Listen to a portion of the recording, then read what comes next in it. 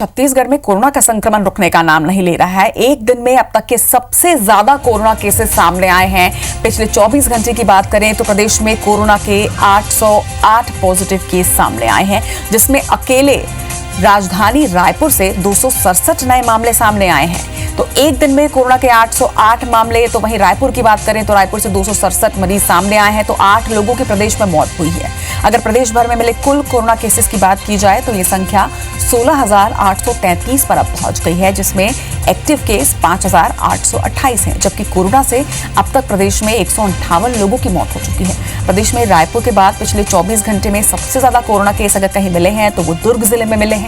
यहाँ एक दिन में 92 नए मरीजों की पुष्टि की गई है, जबकि रायगढ़ में 78 तो राजनांदगांव में 58 कोरोना संक्रमित मरीजों की पुष्टि की गई है।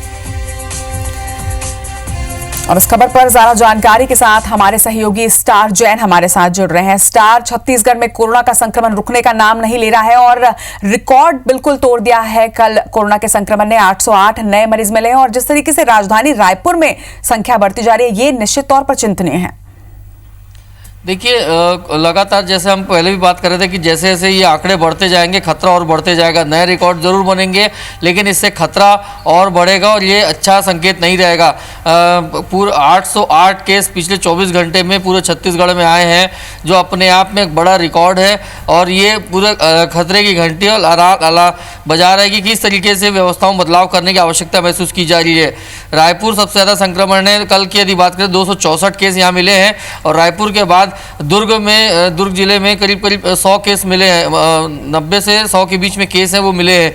तो इसका असर आप देख सकते हैं क्योंकि दुर्ग रायपुर लगा हुआ है और काफ़ी संख्या में लोगों का आना जाना लगा हुआ, इसलिए ये दो शहर जो है पीक पर बने हुए, लगातार यहाँ पर नए केसेस सामने आ रहे हैं। प्रशासन की रणनीति के बावजूद ये इसका असर नहीं दिख रहा है। चाहे लॉकडाउन की बात कर लें, चाहे दूसरी व्यवस्थाओं की, संक्रमण रुकने का नाम नहीं ले रहा है। इसके मुख्य वजह ये है कि लोग शायद अब सोशल डिस्टेंसिंग का पालन पूर्ण रूप से नहीं कर रहे हैं। सामने ज़रूर सोशल डिस्टेंसिंग का पालन किया जा रहा है, लेकिन पीछे के दरवाजे से लोग घूम रहे हैं, फिर रहे हैं, एक दूसरे के यहाँ लोगों से मिलने जा रहे हैं, सामूहिक रूप से गतिविधियों में शामिल हो रहे हैं। ये कहीं ना कहीं बड़ा कारण बन रहा है। स्टार, देखिए, लोगों की लापरवाही तो नजर आ ही रही है, प्रदेश में भी आ रही है और राजधानी रायपुर में तो कहीं ना कहीं लोगों की लापरवाही बहुत ज्यादा नजर आ रही है। लेकिन इसके साथ साथ जिस तरीके से अब जांच की फ्रीक्वेंसी बढ़ रही है तो निश्चित तौर पर ज्यादा मरीज सामने भी आ रहे हैं। लेकिन इसके साथ साथ जो मौत का आंकड़ा बढ़ रहा है, 158 पर हम पहुंच चुके हैं मौत के आंकड़े में, तो ये भी निश्चित तौर पर कहीं ना कहीं अलार्मिंग है।